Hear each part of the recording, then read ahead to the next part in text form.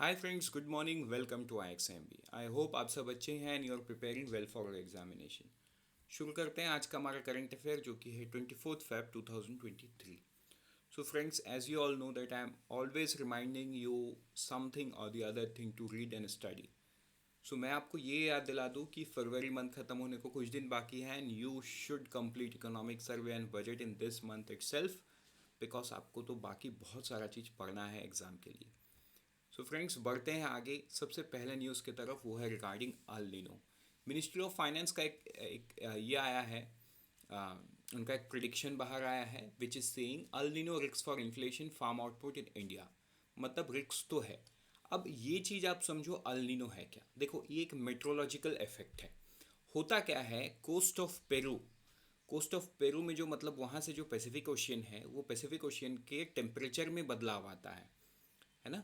Ocean के temperature और ऊपर का जो हवा है उसमें डिफरेंस होने की वजह से ओशियन के टेम्परेचर में चेंज होता है।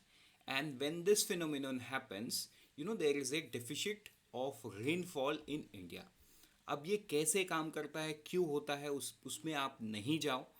मतलब हाँ, आपको अगर सुन के क्यूरियोसिटी लगा तो ऑब्वियसली यू कैन सर्च और read for an article, but it's a geographical phenomenon, तो वो आपको बहुत ज़्यादा पढ़ना नहीं है। आप ये जान लो कि अल नीनो का जो इंडिया में इफेक्ट है, that brings the rainfall deficit.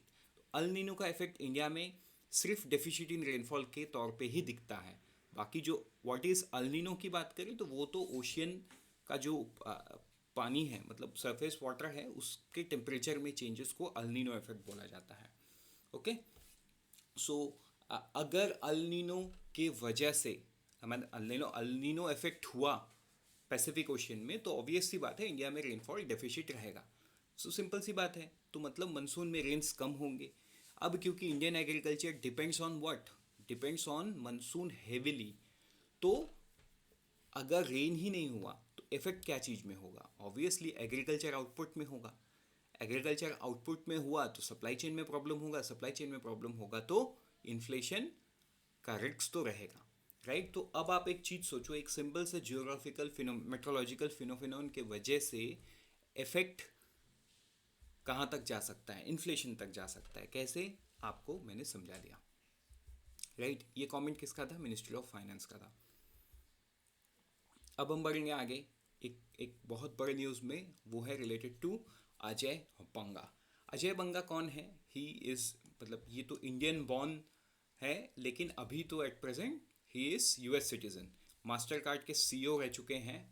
And US के जो प्रेसिडेंट है जो बाइडन, इन्होंने मतलब यूनाइटेड स्टेट्स ने अजय बंगा को वर्ल्ड बैंक प्रेसिडेंसी सौंपने का जो नॉमिनेशन है वो दिया है। राइट। अब वर्ल्ड बैंक किसी एक का नहीं है, वर्ल्ड बैंक तो पूरे वर्ल्ड का है। सो ऑल मेंबर कंट्री जो है वो सब अपना या तो नॉमिनी रखेंगे, नहीं तो पक्ष रखेंगे। राइट। तो प्रोबेबली यूरोपियन यूनियन जो है, यूजुअली यूरोपियन क्या होता है, IMF को हेड करते हैं, एंड अमेरिकन वर्ल्ड बैंक को। राइट। तो यहाँ पे यूरोपियन का कहना है वर्ल्ड बैंक के हेड के तौर पे कि वर्ल्ड बैंक को अभी भी कोई फीमेल ने हेड नहीं किया है, and this year it should be a female. तो प्रोबेबली यूरोपियन यूनियन एक नया कोई कैंडिडेट दे सकता है, देन उसके बाद वोटिंग होगा, उससे बाहर आएगा कि कौन वर्ल्ड बैंक का प्रेसिडेंट बनेगा। लेकिन अगर बात हम US की करें तो yes, it is given to Ajay Banga. And अगर आप कमेंट्स देखो जो बाइडन की, जो US के प्रेसिडेंट्स हैं, तो द कमेंट इज बहुत very good comment he has made against Ajay Banga, that he is the right person with diversity and all to head the ये। और अगर एट प्रेजेंट आप अजय बंगा को देखेंगे कि ये क्या काम कर रहे हैं, he is extensively involve in climate change process. मतलब ये फाइनेंशियल की दुनिया में बहुत सालों तक काम किए हैं। After his retirement he took up a role in the sector of climate change. जो प्रेजेंट प्रेसिडेंट है वर्ल्ड बैंक के, डेविड मालापास, इनका जो व्यू है क्लाइमेट को लेके ये थोड़ा सा अलग है। इसीलिए इन्होंने अपना रेजिग्नेशन दे दिया है, and probably the new one would be Ajay Banga, but let's see what happens next. अब हम बढ़ेंगे आगे नेक्स्ट न्यूज़ की तरफ, वो है MPC member on repo rate. देखो, आप जानते होंगे MPC मॉनेटरी पॉलिसी कमेटी में टोटल 6 लोग होते हैं। 3 होते हैं गवर्नमेंट ऑफ इंडिया के और 3 होते हैं government nominee. Right. So among this 3 government nominee one is doctor Ashima Goyal. ठीक है, कौन है? डॉक्टर अशीमा गोयल. अगर आप मेरे मॉनेटरी पॉलिसी के वीडियोस को फॉलो करते आ रहे हो तो आपको पता होगा कि लास्ट कुछ मॉनेटरी पॉलिसी से जो डॉक्टर अशीमा गोयल का व्यू है वो अलग है. मतलब I think last 2 monetary policy में उनका व्यू कम्प्लीटली अलग था. She was against it. मतलब लास्ट वाला जो दिसंबर में हुआ उसमें और फरवरी में. अगर मैं फरवरी की बात करूँ तो फरवरी में तो प्रोफेसर जयंत आर वर्मा भी इसके अगेंस्ट में ही थे. मतलब again professor Jayant R Varma भी गवर्नमेंट नॉमिनी है. राइट. दे सेड कि नहीं, रेपो रेट नहीं बढ़ाते हैं. But yes, the inflation situation जैसा था जिस वजह से आरबीआई ने उसको बढ़ाया. तो यहाँ पे इस आर्टिकल में डॉक्टर अशीमा गोयल से बहुत डिस्कशन किया गया based on why she thinks like this. तो उन्होंने एक सीधा सिंपल बताया जो मैं आपको बता रहा हूँ. Right. Even you know this because देखो, रेपो रेट अगर हाई है तो कॉस्ट ऑफ बोरोइंग क्या होगा? सिंपल सी बात है, हाई होगा. कॉस्ट ऑफ बोरोइंग अगर हाई होगा तो देश के जो इन्वेस्टर्स है, कॉरपोरेट्स है, इनके लिए जब कॉस्ट ऑफ बोरोइंग हाई होता है तो इनको तब बिजनेस को एक्सपैंड करना प्रॉफिटेबल नहीं दिखता है, तो वो तब नहीं करते. एंड दिस जब corporates, private sector, even public sector भी वो एक्सपेंशन रोक दे तो मतलब सप्लाई चेन में प्रॉब्लम तो नहीं होगा बट एक्सपैंड नहीं हो रहा है. उसके बाद नई जॉब क्रिएट्स नहीं हो रहे. सो अगर नए जॉब्स क्रिएट नहीं हो रहे then it will hamper the growth. Growth कब होता है? When there is a demand for good. Demand कब आएगा? When there is a increase of income for the present people working in the economy. एक पहला केस. दूसरा case होगा कि जब नए लोग वर्कफोर्स में ज्वाइन करेंगे. राइट. सो पहला केस इज रियली पॉसिबल.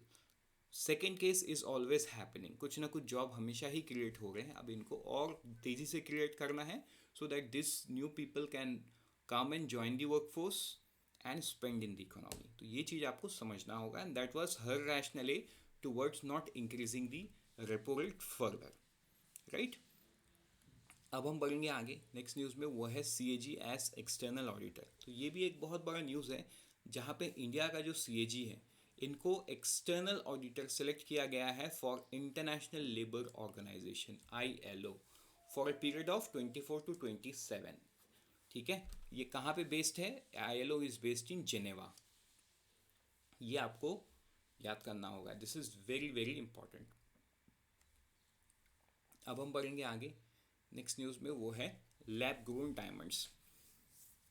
आपको याद होगा बजट सेशन पे, मतलब यूनियन बजट जब आया था तो सीतारमन जी ने बोला था कि लैब ग्रोन डायमंड्स को बढ़ावा दिया जाएगा. एंड उसी तौर पे गवर्नमेंट ऑफ इंडिया ने IIT मद्रास को 242.96 करोड़ का ग्रांट्स दिया है. Right. To encourage indigenous production of lab grown diamond machinery, इसके मशीनरी को बनाने के लिए. ठीक है. Over 5 years.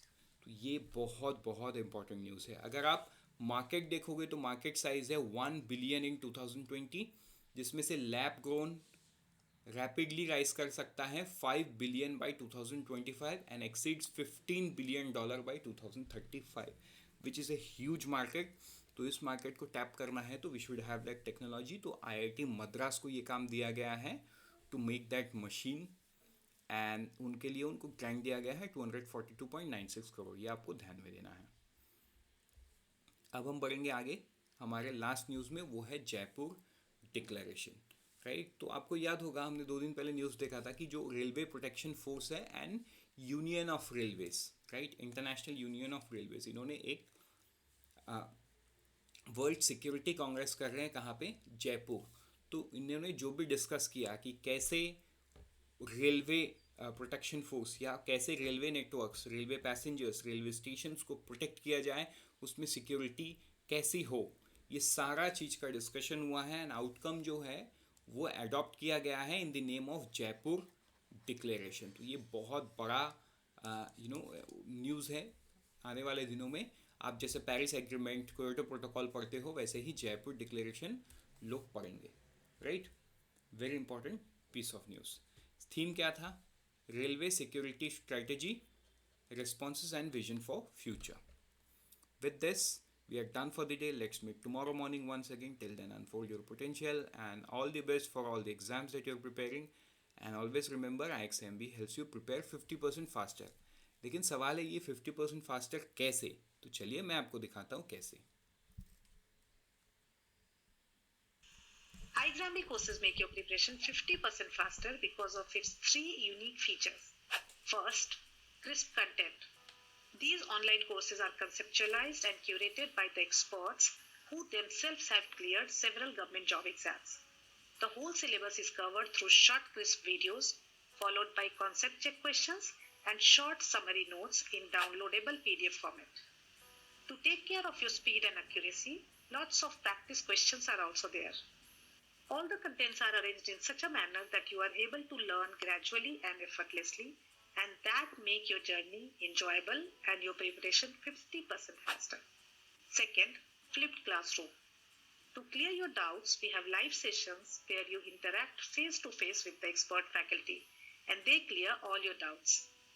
If you miss the sessions, no problem. iXambi hai na? You get all the class recordings.